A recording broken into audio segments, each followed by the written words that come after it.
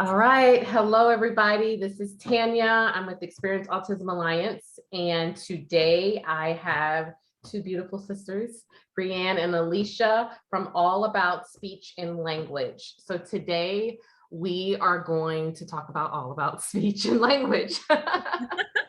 I know that speech and occupational therapy goes kind of hand in hand with autism and some of the therapies that goes with it. So let me turn my phone off here real quick. So I thought, why not sit down and have a little chit chat with these two ladies who are experts in their field. So I am going to just start. If you guys introduce yourselves and just kind of tell me about you guys and your business and how you got started. Wonderful. Well, I'm Brieann. And I'm Alicia. And we're sisters, as you had said, and we're both speech pathologists. And we've been in practice. Our company's this coming like late summer, early fall will be 10 years, which time flies when you're having fun. And we primarily are an outpatient pediatrics. So we have two locations here in Tampa, one on the Tampa side of town and one in the Brandon Valrico side of town.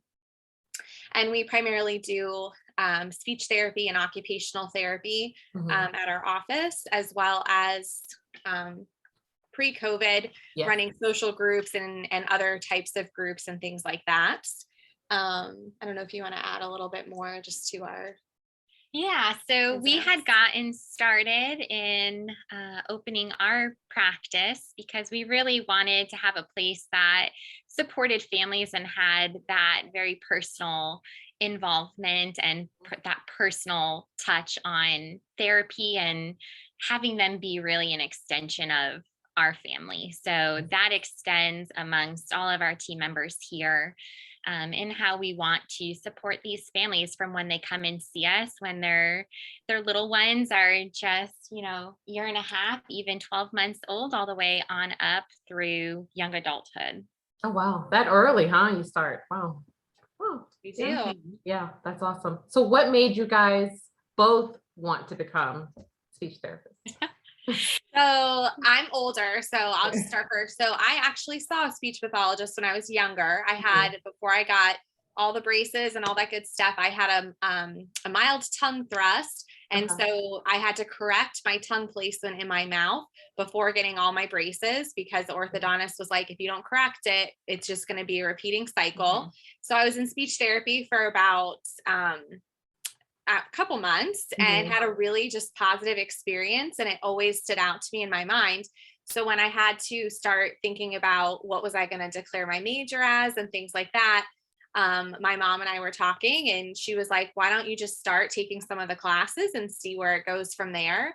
And so instantaneously fell in love with it. And it just incorporates just that night we do science and anatomy and just like understanding like the human body, but then we're called to be helpers and we love helping people and contributing to others. And so it just is the best of both worlds. Yeah. And we both knew we really wanted to be in a helping profession. I had started out on a slightly different medical route, but Brieann had said, why don't you start taking some of the classes that I did? And I fell in love with it in the same way.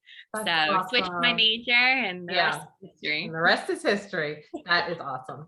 So for all of our new parents, can you explain if a child is just diagnosed and someone says, okay, you need speech therapy, what is speech? Certainly. Other than the obvious, but. Yes. So when we break speech, so speech therapy is kind of that umbrella term. There's so many aspects that go into speech therapy. So when we get a really little one that comes in, oftentimes they're coming in to see us because the pediatrician may have referred a family because words have not yet come in or developed. So a family might be referred by their doctor, or a parent might even recognize, hey, my child's not engaging with me in the way I would expect them to. And they often express to us something just seems off. Right. So they come in and we'll go ahead and look at all aspects of communication. So breaking that down to gestures, attention. We look at play. We look at Social Yep, engagement. social engagement, language, which is broken up into understanding and also the expression of language. Right. And tied into the expression are speech sounds also. So there's a lot of different areas we look at, and those are truly what we support within the therapy setting, and meeting the child where they're at, and then knowing where we need to be building the child up to based on those developmental areas. Yeah.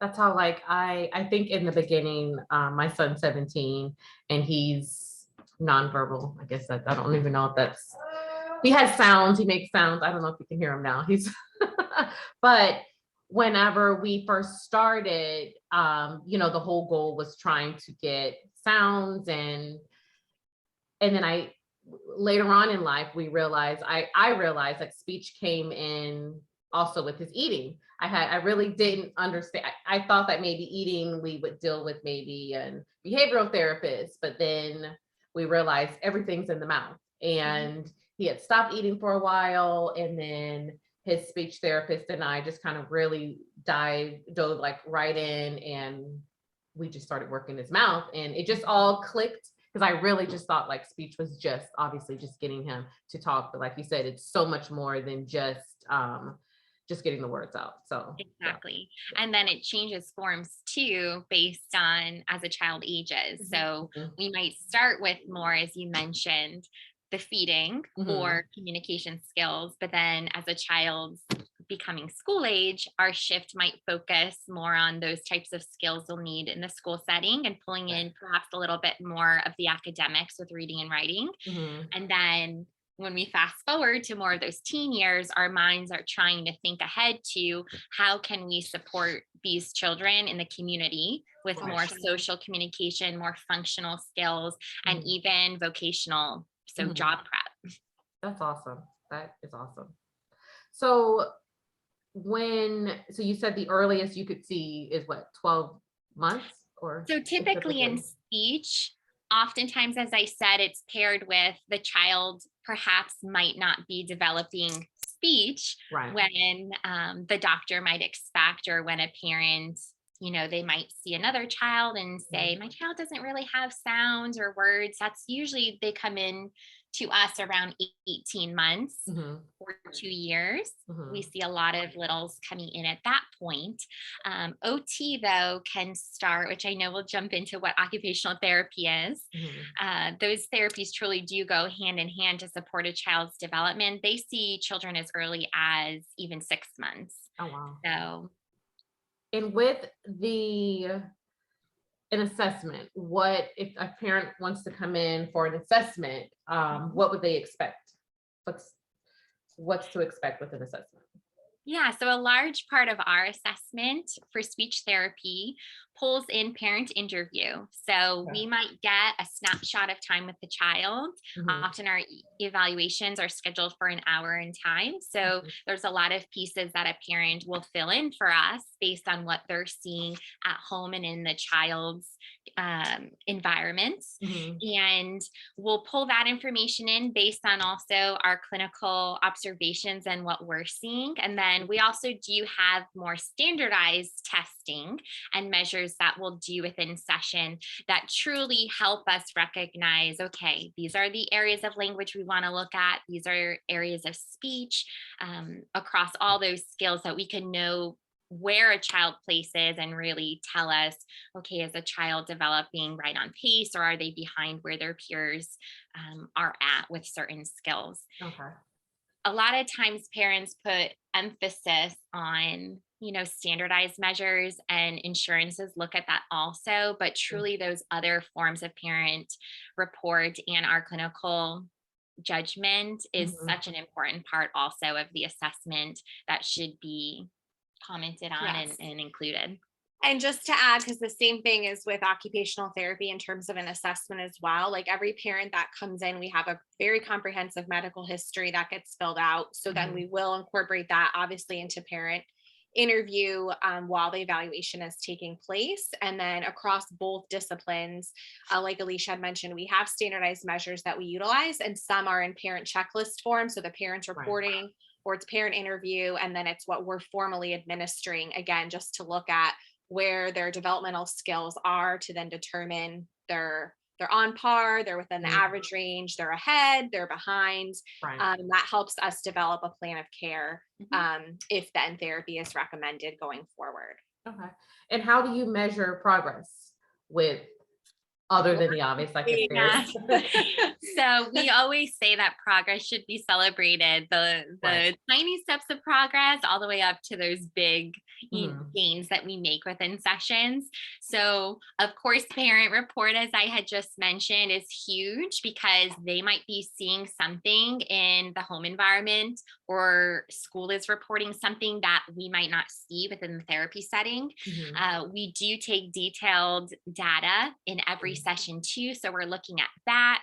Our clinical judgment, we always set goals that guide our therapy. So we're constantly working on those goals so that we can truly see progress over time. And then once that goal is met or achieved, then we're introducing new goals to be working on to continue to progress the child forward. Love it. Yeah, I totally know all that. We've been, since Avery was probably 3 years old, we've been in speech, and he's done great. He's done, 2 steps forward, a few steps back, but he's doing really, really well. And we use his iPad for his communication. And in the past, we've used PECs.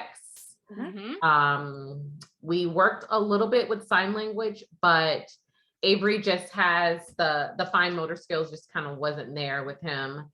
And then we moved on to the iPad, and now he just zips right through it and tells us exactly what he wants. And so it's really cool with that.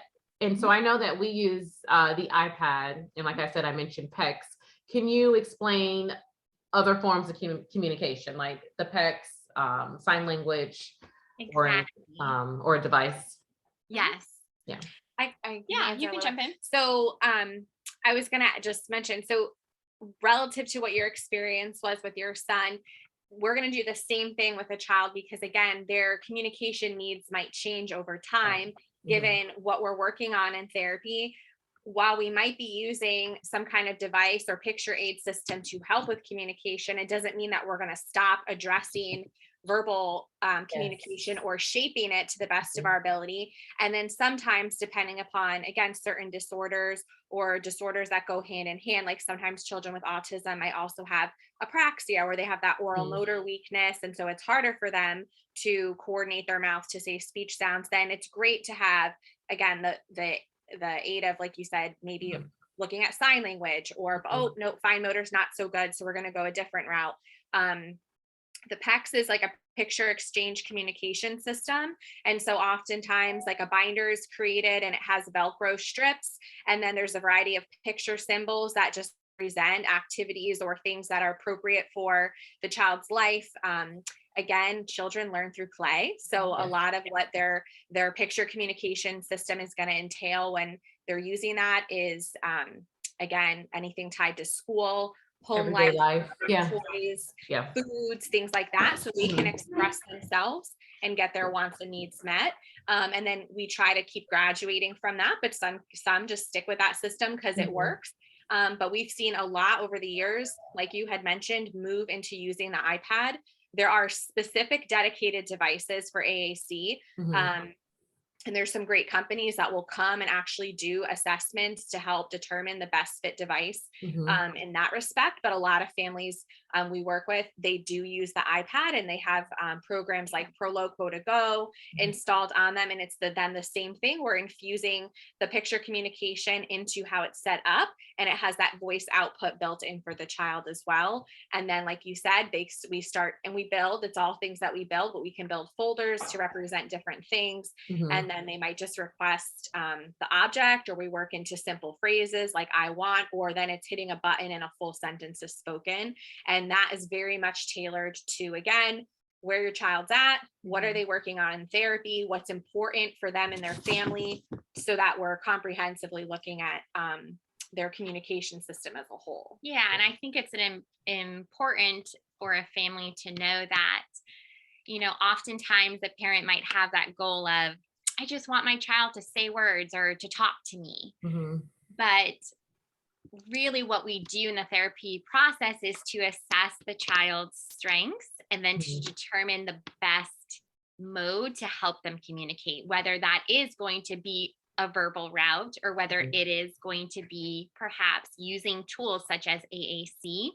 If they might be, nonverbal at this time, it's still an extremely valid form of communication. And so sometimes we do have to help educate a little bit in our sessions just to help parents recognize that, we want your child to express their wants and needs no matter the form. And we're going to really meet them where they're at and keep working together to move them forward.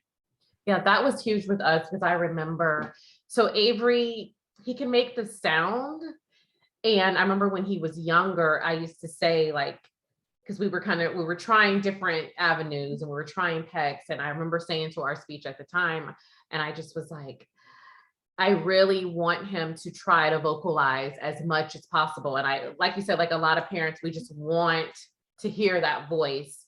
And so we'd use literally a combination of everything. Avery kind of made up he has a few signs that he does. He's made up a few that only a few people know, but he does a little bit of everything. So he uses the iPad. And so like, if he wants water, he doesn't say water, but he'll say wah wah. So we'll take it because I'm just like, he's using that W, he's using his sound. So he will say wah wah. But whenever I know, and I don't know if it's just a mom thing, but I swear I can read his mind. And so I know what he wants, but I do make him ask for it, whether he verbalizes or uses his iPad. I do make him say the sound or use the iPad. But you made really good sense because in the beginning, I remember just thinking like, they don't want him to talk and I think that he can talk, but I see the big picture now. So I totally understand what you're saying and you touched on something that we work a lot on therapy too, is that anticipate, as you said, it's a mom thing. You learn to anticipate your child's wants and needs.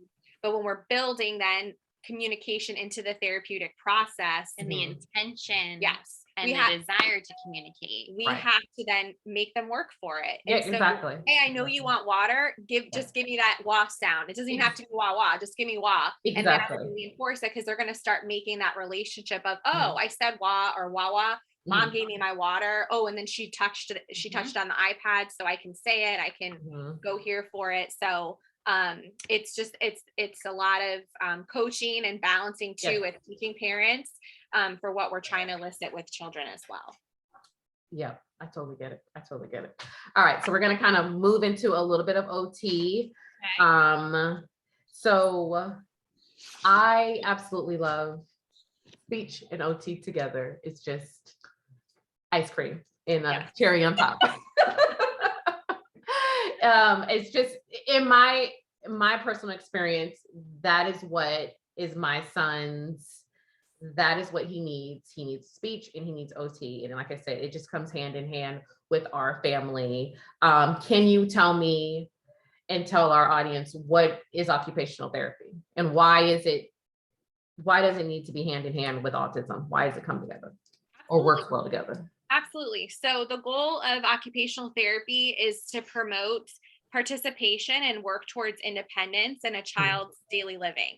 Right. And again, I touched on a little bit earlier, like children, when they're really little, their primary occupation is starting through play. But as a child grows and develops, that's going to change to being, in school or other like activities of daily living or participating in family life. So their goal basically is to help approach across all these occupations that a child participates in as a part of their development. And so when there is like a disorder like autism, they're typically struggling across these areas.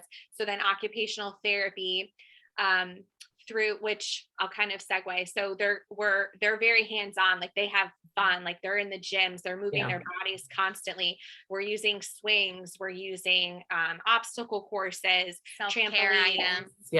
And so there's a lot of different modalities that they'll use in therapy, but the primary goal is to get back to these occupations where are these deficits, and they're going to work on things like self-care skills and social skills and visual processing and strength and coordination, fine motor use of the hands, gross motor use of the body, and integrating all these things so that they can basically fully participate in all areas of their life. Yeah, because with my son also, he is very sensory seeking all the time. And even before he starts any session, he needs that deep input. He needs a little bit, he needs the pressure, he needs the massages. And the same with his mouth. Well, kind of going back to speech, his therapist, and I'm not sure what to call, but it's like a little vibrating, she puts it in his mouth. Like and he requests it, and he has to get his mouth done. And then it's just like, okay, he's woke the body up and now he's ready to work. So yeah, it's and I think too, occupational therapy often is not understood as much. Oftentimes we'll see families come in for speech first because that's the more obvious thing. But OT has such an impact on really pushing forward the communication and the language skills. I have this little pyramid that we often, it's like our OT pyramid. It's hard to see, but basically, and the specifics is that when we talk about development as a pyramid, a lot of the skills that OT addresses are these foundational bottom skills. Speech and social and academic skills are at the top. So in order for us to truly like reach those gains, like OT has so much work to do at a more foundational level. And that truly is how the two therapies go hand in hand. Yes, I 1000%. And once we figured that out as a mom, like it's with everything. It's before we start our day, he needs a little bit of a massage to get going. He needs, he will request, so he will say he wants his ears rubbed. So I'm like, well, what do you want? You have to, so he's like, and I'm like, okay, I'll give you ear. And he likes his hair like tugged on, pulled. He likes that pressure. So I'm like, what do you want? And he has to say, and I make him say, if his iPad's not near him, like I want, so he's like, well, and I'm like, got it. You get your hair, you get your, so he's doing that to get, he gets the rubs, and then I get what I want. I kind of get he's basically, through the help of therapy, been able to recognize what feels good to organize his body so then he can function in terms of, again, your morning routine or whatever he's going to be doing as the day unfolds. Right. And it's taking a long time to kind of fully understand it. It hasn't changed much since he was little. It's kind of still he still enjoys the same. It's just now that he's bigger, we're just giving him deeper squeezes now. But a lot of it really didn't change. He still needs the squeezes. He still needs the hair pulls. And so that's really cool that it really hasn't changed. How long do you think, in your opinion, can someone will need occupational therapy?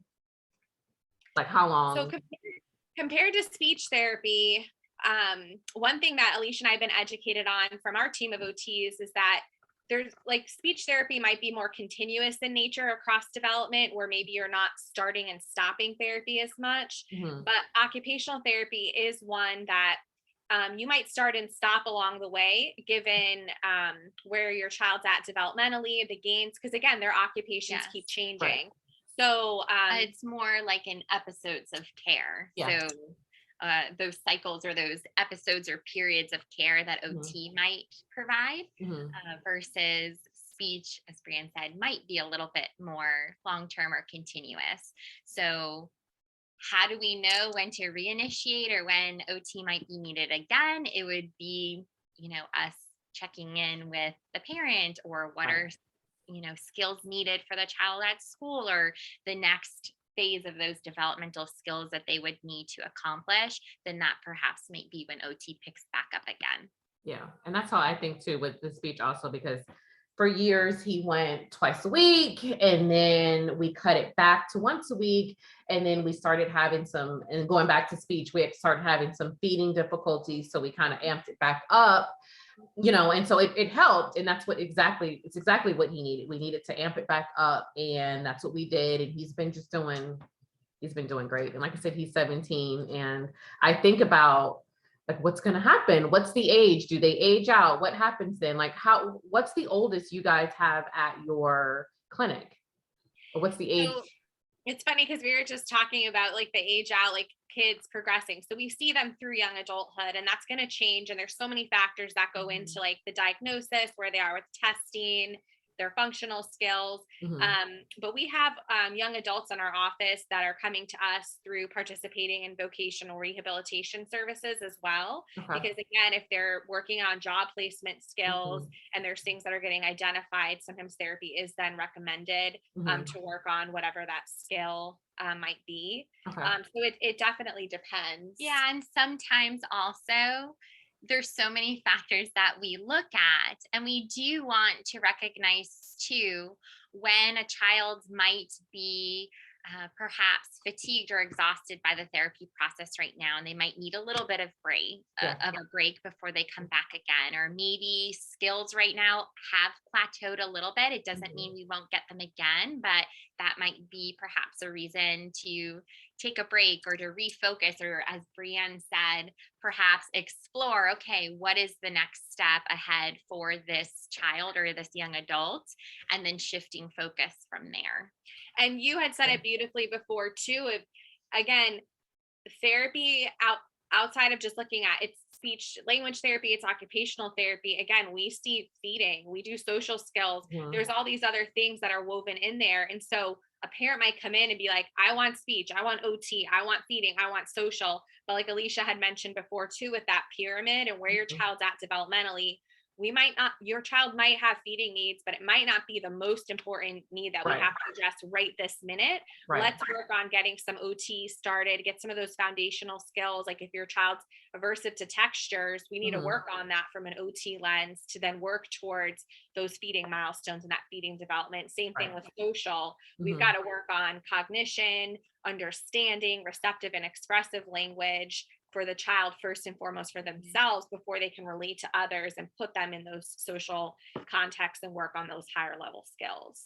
And the purpose of both therapies are to, again, provide the skilled instruction here that truly is very intensive in nature, but then to, effectively and quickly be able to help the family with the carryover of those skills at home. So, we might reach a point where a home program truly is in the child's best interest because they're showing us that they're achieving all of their goals and skills here in this setting, and now supporting the family with the home program and the application beyond the clinic is where a need might be also.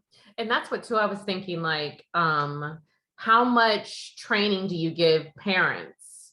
Because that's another thing that I think that if you're new to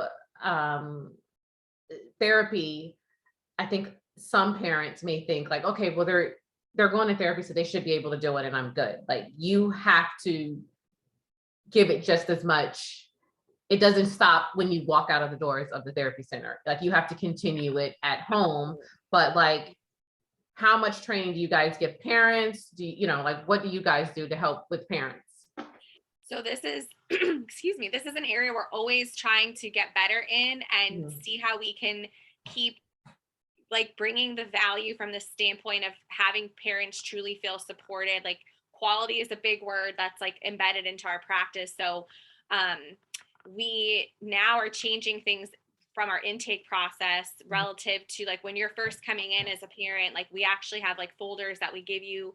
We're going and breaking down like, yes, things particular to our office and how it runs and operates, but then also starting to give developmental information and milestones so parents have tools at their disposal. And then it starts with that initial evaluation. And then once they're coming for therapy, we build into our sessions wrap-ups for each time they're here. So Okay.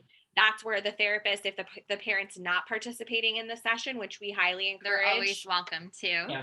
so they can like see and learn and participate. But if they're not in the session, then we'll wrap up with what we're working on goal wise. That's where we work on communicating about home program and carryover. And then of course, if we need to be in communication with families outside of therapy for whatever reason, we'll consult with them accordingly. We've had parents reach out to us to help support with the IEP process at school.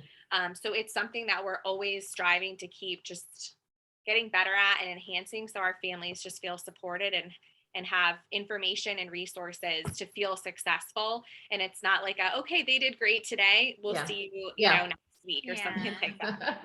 That's great. No, that's great, because that's like I said, we've been doing this a long time, and having, like you said, a good foundation, good therapist, a good clinic that you're at, they always are able, to be able to bring it home and do the same thing at home and following through. And so it does take everyone working together to get to the goal, it has to be a partnership for us to be able to be making the gains across the board. Yeah.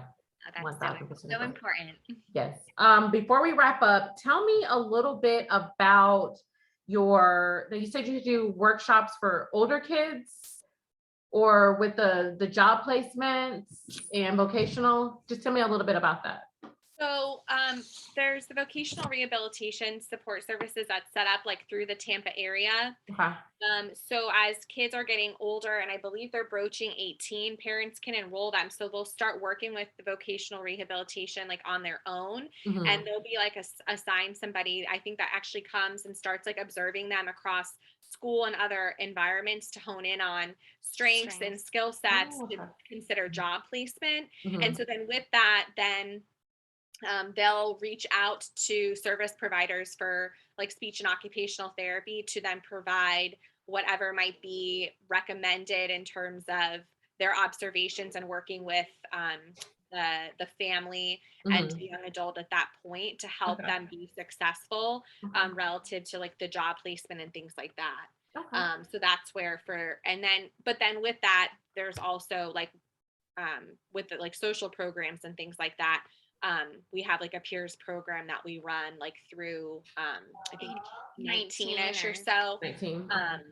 So but that's specific for like social skills, not as much like functional job placement type. How often do you do that, the peers program? So before COVID, we were doing our best to run it throughout the school year. But it's an evidence-based program, and it's in duration, it's 14 weeks total, and it's geared involves parents and the teens, of course. And that's, I think, partly what makes it so successful is the parents have their own group that meets while the teen group is meeting. That's great. It's specifically run with the intent of making and keeping friends. But there's a lot of like research that based upon human behavior and things that then rules and buzzwords and things have been developed, and we'll create mini lessons around that, from how to have just basic conversations to electronic communication, teasing, bullying, hanging out. I love this.